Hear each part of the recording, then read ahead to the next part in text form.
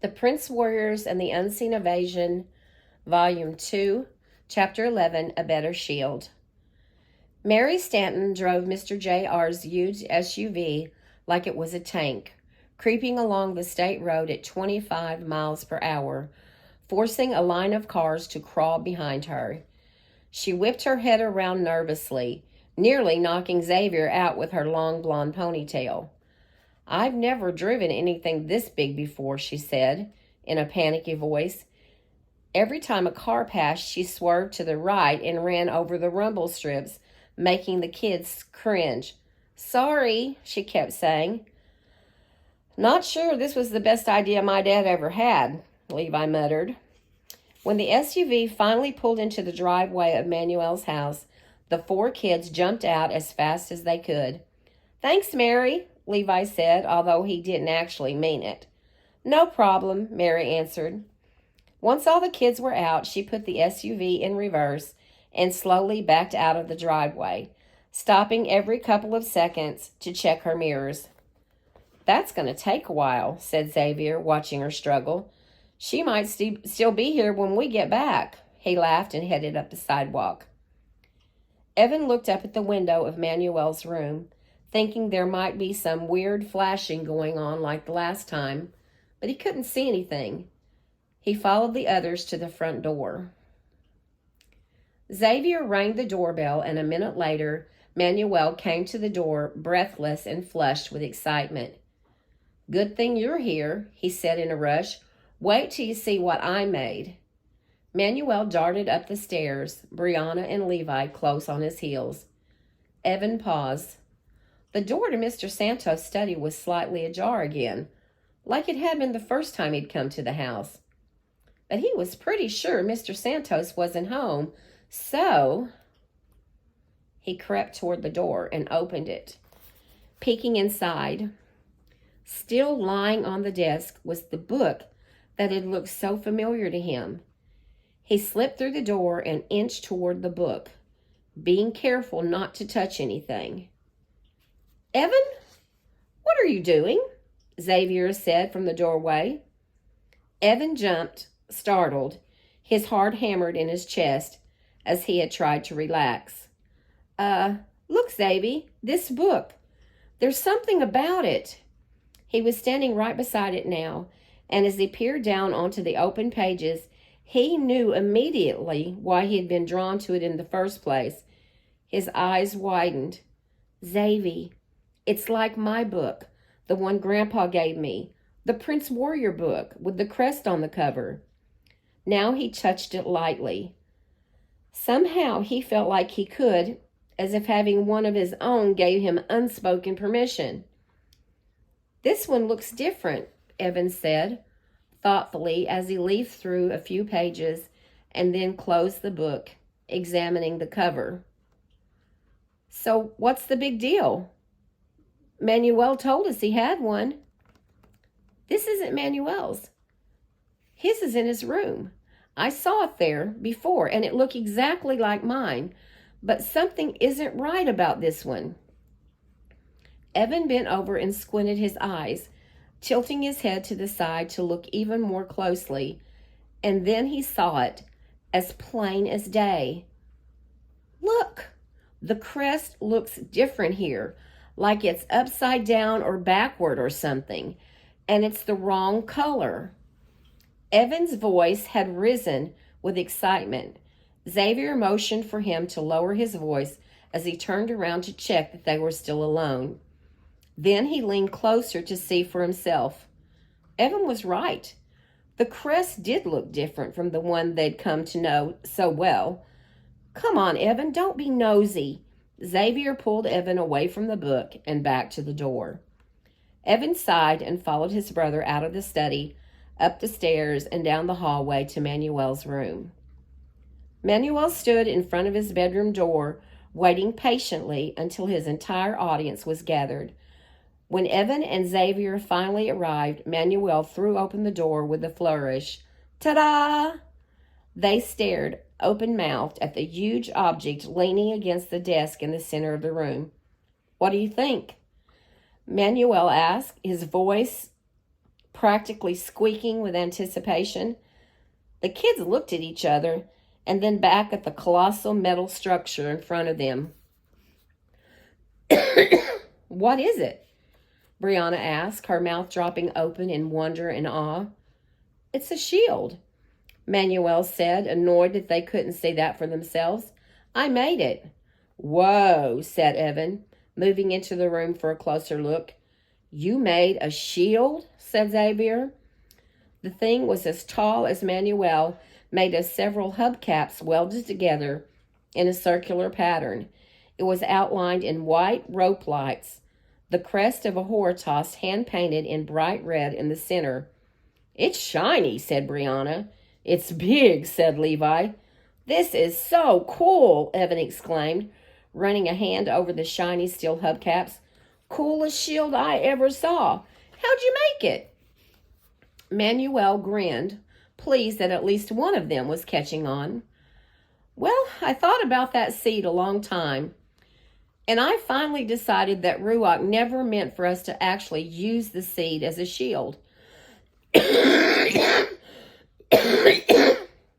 How do you know that? Asked Xavier, folding his arms. Because it just didn't make sense.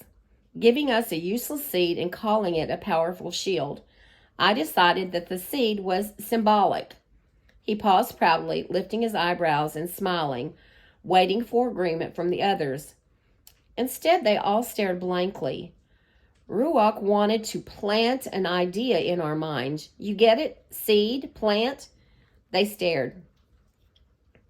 Manuel realized that he was going to have to explain his theory after all. The seed was just for inspiration. He really wants us to use our own ingenuity to come up with a shield. You know how tricky Ruach can be sometimes.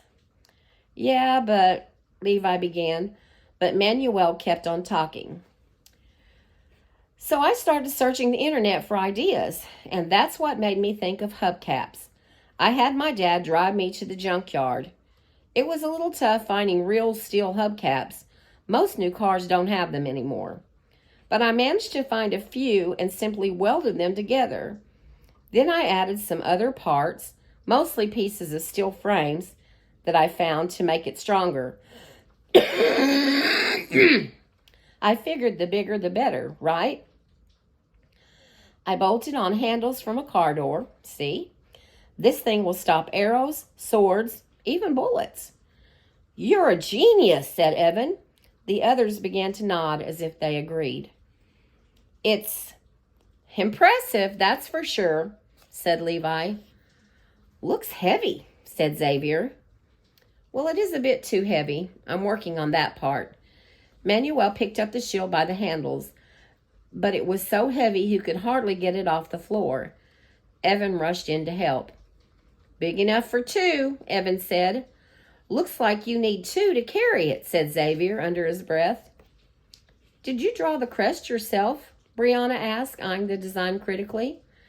It was a rush job, I admit, but this is just a prototype. If I can find some aluminum alloy, it will be a lot lighter, but still pretty strong. Or better yet, titanium. Once I find some more hubcaps, I can make one for each of us, Manuel said proudly. A real shield. Try it out. Throw something at me. Like what? Asked Levi, looking around the room. How about the geodes? Evan said, pointing to the crate on the floor. Geodes? Levi asked. They're rocks with crystal inside. Pretty cool. What if they break? Xavier asked. That's okay. I've got plenty, said Manuel. Xavier picked up one of the geodes and tossed it from hand to hand. Heavy, he said. He took aim like a baseball pitcher and threw the geode as hard as he could. It made a wicked noise and put a tiny dent near the top of the shield before it bounced off and rolled on the floor. See, said Manuel proudly. But what are you going to do with it? Levi asked. I mean, it's not like you can take it to school. I could take it to the wreck, said Manuel. That way, if anyone tries to attack me or any of us, I'll be ready. Attack us, said Xavier doubtfully. Who would attack us at the wreck? I don't know. Somebody might.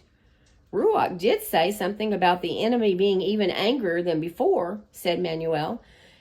And if he did attack, this would be a lot more useful than that ridiculous seed. Manuel's right.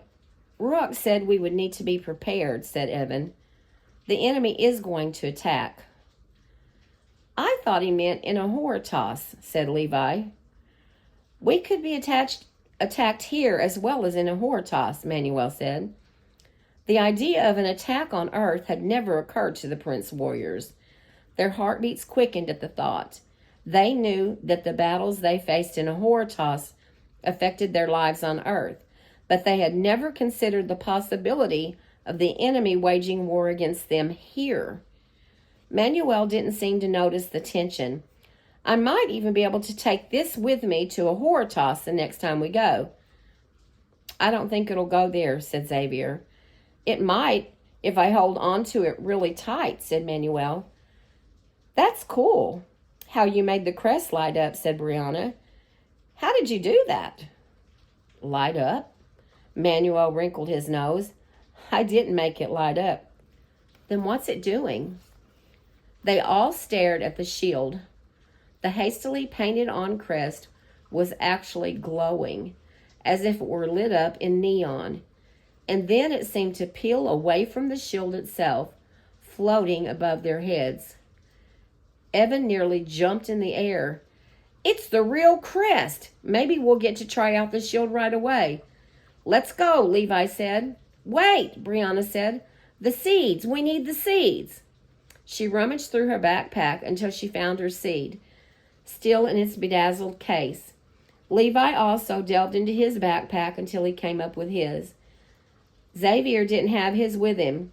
Mine's in the closet at home. Just wait a minute, I'll go and get it. It's right across the street. Evan, you want me to get yours too?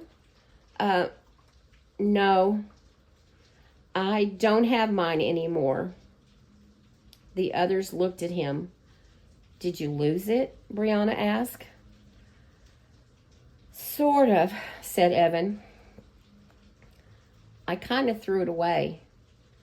Threw it away? Asked Brianna, incredulous. In the pond. You threw your seed into the pond? Xavier asked, shaking his head. So did I, said Manuel, although he didn't sound sad about it at all. Not in the pond, of course. I flushed mine down the toilet. But this shield is way better. Just stick with me, Evan. I'll keep you safe. Look, it's fading, Levi said, pointing to the crest.